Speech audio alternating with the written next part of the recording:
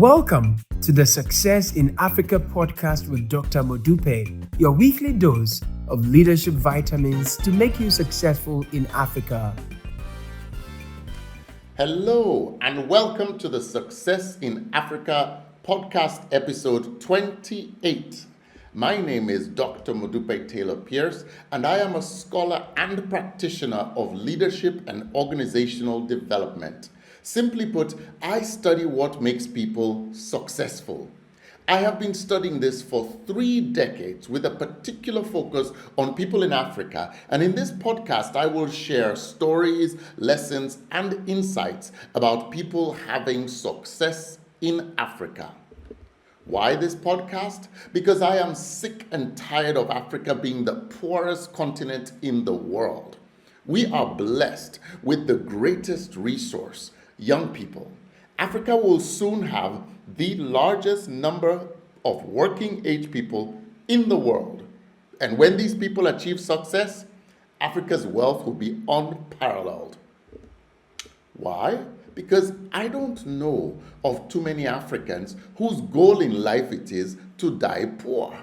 You see, success in life is simply the achievement of a predetermined goal, whether that goal is owning a house and a car, creating employment for 100 people, or transforming your community into a high-income community.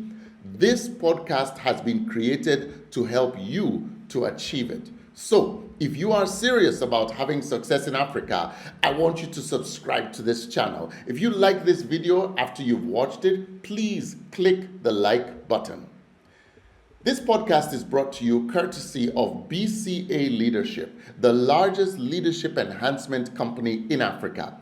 If you have questions that you want me to answer after watching this video, log on to BCA Online. The link is on the screen, and post your questions there.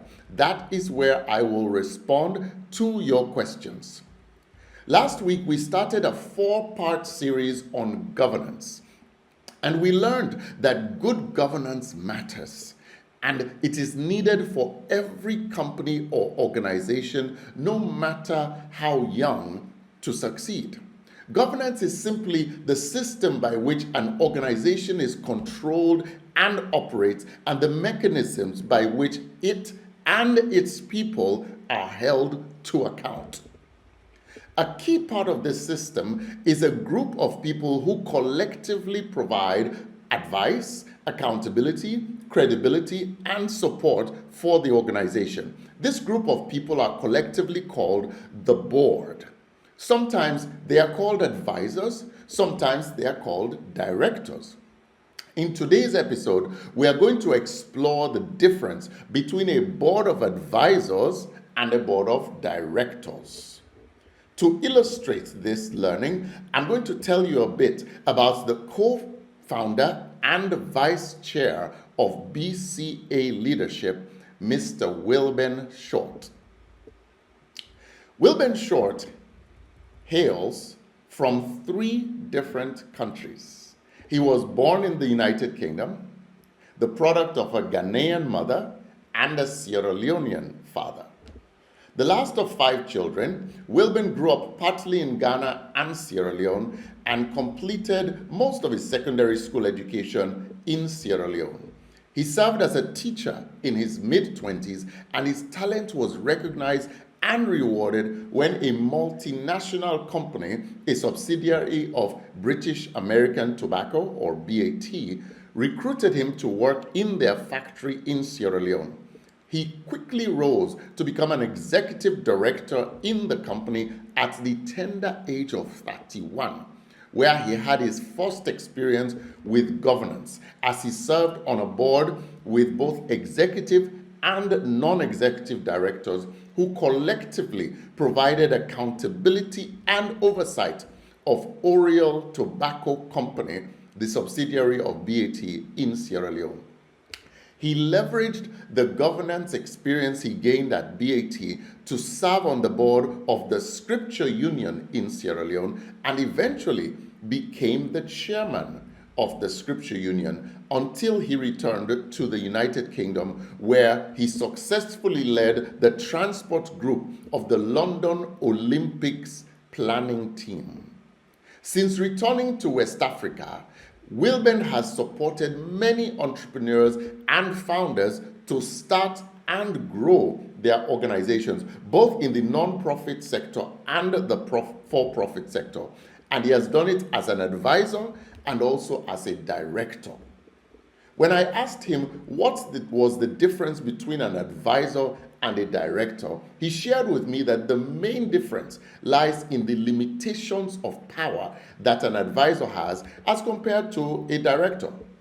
An advisory board member can advise, can counsel, can support, and can alert. However, his or her powers to hold the CEO accountable are limited, because the board does not have the power to sanction or dismiss the CEO.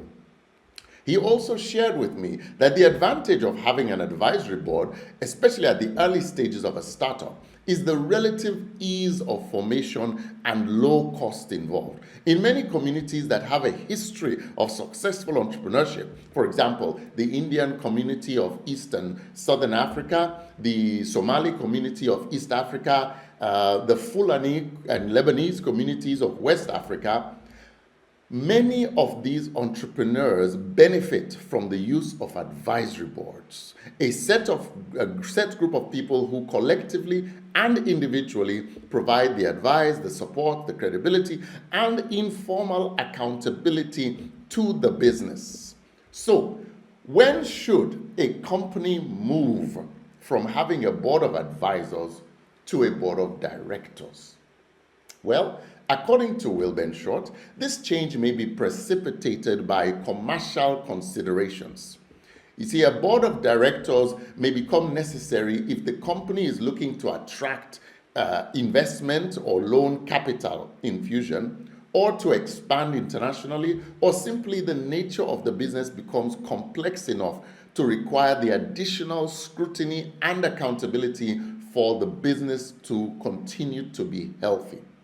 The bottom line is that a founder or entrepreneur has to be willing to subject herself or himself to scrutiny and accountability and the loss of power that comes with having a board of directors. See, a board of advisors can be ignored far easier than a board of directors.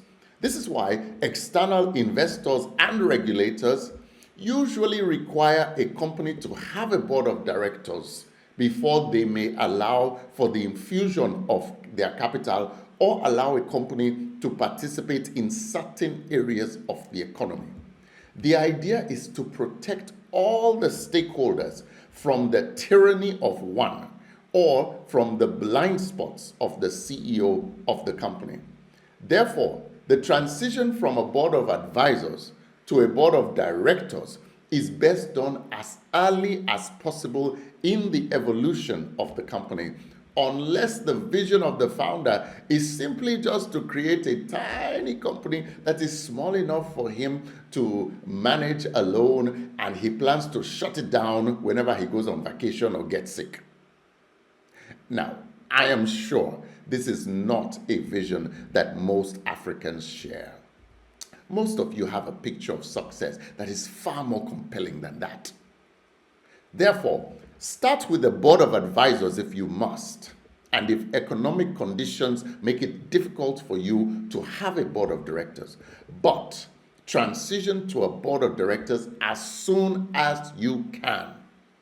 Don't wait until it becomes comfortable. Remember that when it comes to raising capital, many investors will want to see that you have had a functioning board of directors for at least 2 years before they choose to invest in your business. Some may want to see things like 3 years of audited financials and other proof that your company's track record is solid and it is insulated from the blind spot of one person in order to invest in you or to give you access to certain sizes of contracts.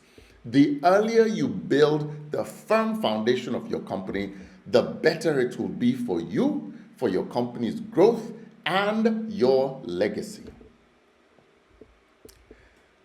When BCA leadership was registered in 2017, after an initial year of piloting the service in Sierra Leone, Wilben Short, who co-founded the company with me, made the strategic decision that we should establish a board of directors and we should seek and recruit a chair of the board, and neither of the co-founders should serve as chair of the board. This was a strategic decision that paid fruitful dividends, as BCA leadership has benefited from amazing good governance and excellent chairs, starting first with Professor Stephen Adey of Ghana, and then later Ms. Charity Lumpa of Zambia. Without the governance, credibility, the accountability, and support that these directors have provided, BCA would not have grown to become the premier provider of leadership enhancement services for Africa that it is today. I am grateful to Wilben Short for his leadership and governance. Thank you, Wilben. This brings us to the end of our podcast today. Next week, we will continue with our series on the subject of governance, and we will explore how CEOs and investors can get the most out of their company boards. I hope that you have learned something useful from today's podcast. Thank you so much for listening or watching. And if you have learned and you found this useful, please subscribe to this channel, like the video, tell your friends about it. Together, we can transform our beloved continent. See you next week. Tomorrow belongs to those people who prepare for it today. See you next week.